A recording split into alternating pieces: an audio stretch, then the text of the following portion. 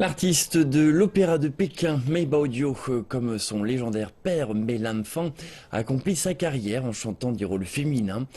Sa mort survenue lundi est une grande perte pour le monde de l'opéra, tant en Chine que dans le monde entier.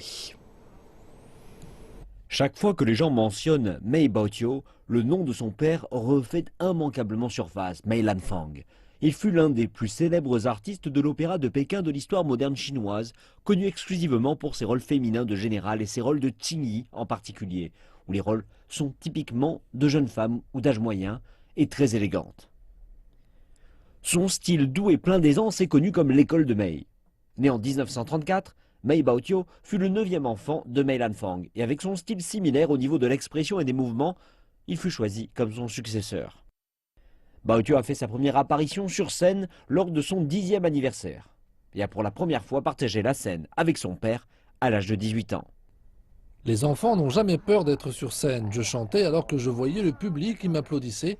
En général, les performances se déroulent bien. Mes parents s'intéressaient moins à ma façon de chanter que de jouer. Si l'acteur ne ressent rien mais récite juste les lignes, alors il sera difficile de lui enseigner. Baoqiu est considéré comme un grand contributeur de l'opéra de Pékin en Chine. Suivant les pas de son père, il fut unique parmi ses pairs pour jouer des rôles féminins. Parmi ses rôles célèbres, Adieu ma concubine, La beauté ivre, la générale Mou prend le commandement.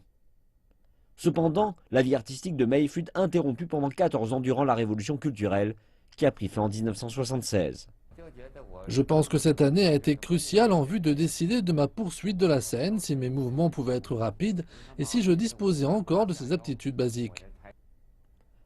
Mais après une année de rajustement pour ses 40 ans, Mei est enfin remontée sur scène. J'ai pratiqué l'opéra tous les jours ces 14 dernières années, donc ce ne fut pas difficile de s'y remettre. À nouveau, j'ai présenté les opéras de mon père au monde, comme lui l'avait fait, sans changement. Je pense que ma vie en vaut vraiment la peine.